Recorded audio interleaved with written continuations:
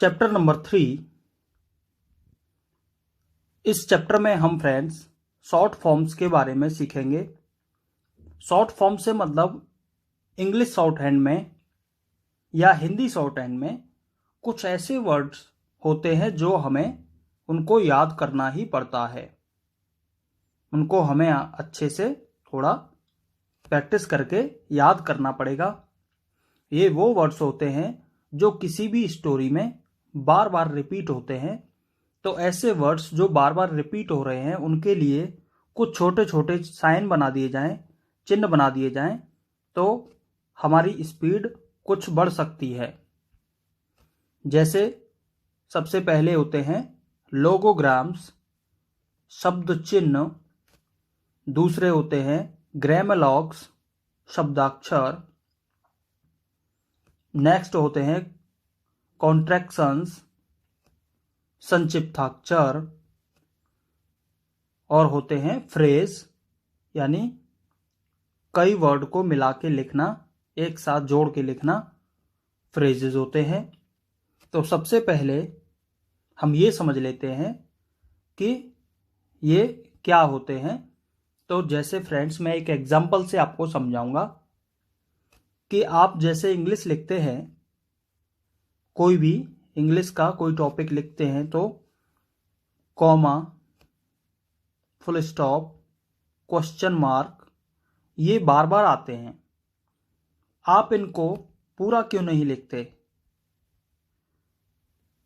आप इनको पूरा इंग्लिश में क्यों नहीं लिखते? क्या आपको कभी किसी ने बताया है कि कॉमा को इस तरीके से लिखना है? लेकिन हमने पढ़ा है इसको कि कॉमा जैसे ही आएगा हमें इस तरीके से बना देना है, और किसी भी लाइन के लास्ट में फुल स्टॉप इस तरीके से लगा देना है। हम पूरा इंग्लिश में नहीं लिखते फुल स्टॉप, हम जैसे ही आता है एक डॉट बना देते हैं। तो ऐसा हम फ्रेंड्स इसलिए करते हैं क्योंकि ये वो चीज़ें हैं, ये किसी भी सेंटेंस में बीच में भी आ जाते हैं और सेंटेंस खत्म होने के बाद ये आते ही हैं। तो जब हम इनको बार बार आने वाली चीज़ों को जब हम पूरा लिखेंगे तो हमारा कुछ टाइम वेस्ट होगा। तो इसलिए हम क्या करते हैं, जल्दी में कॉमा इस तरीके से लगा के चलते हैं, फुल स्टॉप डॉट लगा के चलते हैं ताकि हम तेजी से लिख पाएं। बट आप क्योंकि शॉर्ट हैंड सीख रहे हैं तो इसमें तो आपको 80 शब्द प्रति मिनट, 80 वर्ड पर मिनट या 100 वर्ड पर मिनट की स्पीड से लिखना है। तो यहाँ पे तो ऐसे वर्ड्स को जो बार बार रिपीट होते हैं उनको हम बहुत छोटे छोटे साइन बना लें तो हमारी स्पीड तेजी से बढ़ सकती है। तो सबसे पहले लोगोग्राम्स आते हैं। लोगोग्राम्स शब्द चिन्ह, जो शब्द किसी भी लैंग्वेज में बार बार प्रयोग किए जाते हैं, बार बार आते हैं, उनके लिए शॉर्ट हैंड में कुछ चिन्ह, कुछ साइन बना दिए गए हैं जिन्हें शब्द चिन्ह कहते हैं, लोगोग्राम कहते हैं। ये अपने नियत स्थान पर ही लिखे जाते हैं, इनका प्लेस फिक्स होता है और कभी भी इन पर वॉवल्स नहीं लगाए जाते, ये आपको ध्यान रखना है। यानी ये फिक्स प्लेस पर ही लिखे जाएंगे और इन पर कभी भी कोई वॉवल नहीं लगाया जाएगा। तो सबसे पहले हम समझते हैं ए, एन और दी। तो फ्रेंड्स ए, एन दोनों के लिए आपको लाइन के मिडिल में डॉट लगा देना है और दी लिखने के लिए लाइन टच करके डॉट लगा देना है। ए, एन, दी, ए, एन, दी, इस तरीके से आपको इनकी प्रैक्टिस करनी है। ए, एन, दी इस तरीके से करेंगे तो आपको ये याद हो जाएंगे। अब आप ये सोच रहे होंगे कि ए और एन तो दोनों सेम हैं, हम डिफरेंस कैसे करेंगे कि ए आएगा या एन आएगा? तो फ्रेंड्स आप जानते हैं ए मैन और एप्पल, एप्पल से पहले क्या आता है? एन। अब आपको शॉर्ट हैंड में मैं लिख के बताता हूं।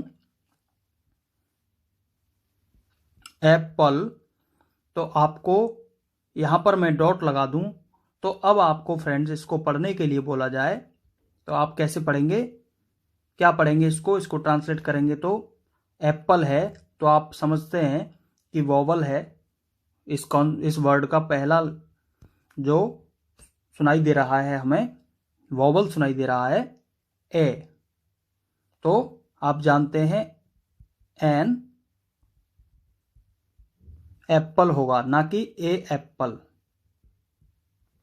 तो इतना तो आप इंग्लिश पढ़े हुए होते हैं, ये मुझे समझाने की ज़रूरत नहीं है, बट आप डिफरेंस कर पाएंगे बिल्कुल आसानी से, क्योंकि ए मैन होगा ना कि एन मैन होगा, ए मैन।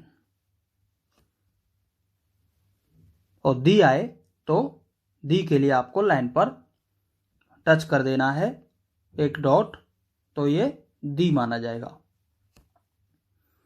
अब बढ़ते हैं फ्रेंड्स आगे। ऑल ऑफ टू,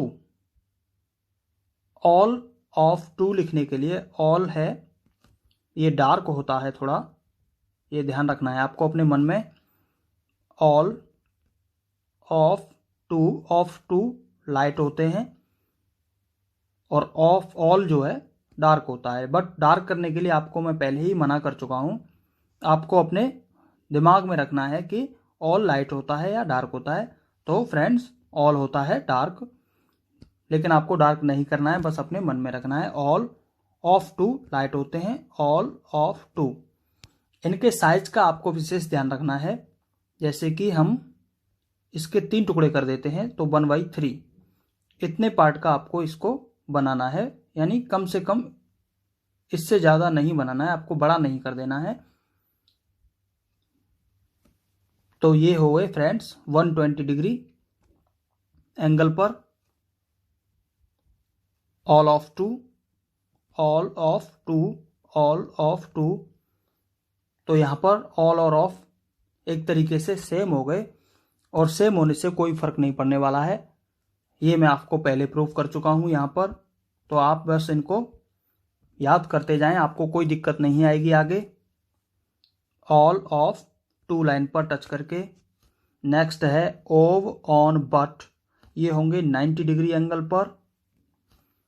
ओव ऑन बट, ओव ऑन बट, ओव और ऑन रहेंगे सेम, ओव ऑन बट बिल्कुल 90 डिग्री, बट रहेगा लाइन टच करके, ओव ऑन बट, इस तरीके से।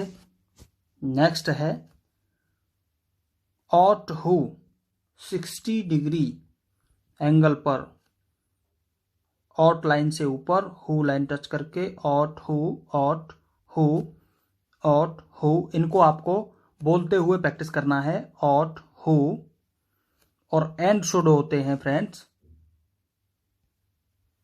अपवर्ड, नीचे से ऊपर 30 डिग्री एंगल पर, यानी कि आप समझ रहे होंगे कि ये कैसे किस में से बने होंगे, ये आर में से बने होंगे, यानी आर का 1/3 पार्ट काट लिया है, उसी में से बना दिए हैं। एंड शुड, एंड शुड, आर हमेशा अपवर्ड बनता है नीचे से ऊपर, एंड शुड में भी आपको ये ध्यान रखना है, कभी भी आप इनको डाउनवर्ड ना बनाएं, नहीं तो आप रीड करने में प्रॉब्लम हो सकती है, क्योंकि 60 डिग्री एंगल पर ऑट हु डाउनवर्ड बनते हैं, ऑट हु, इस तरीके से।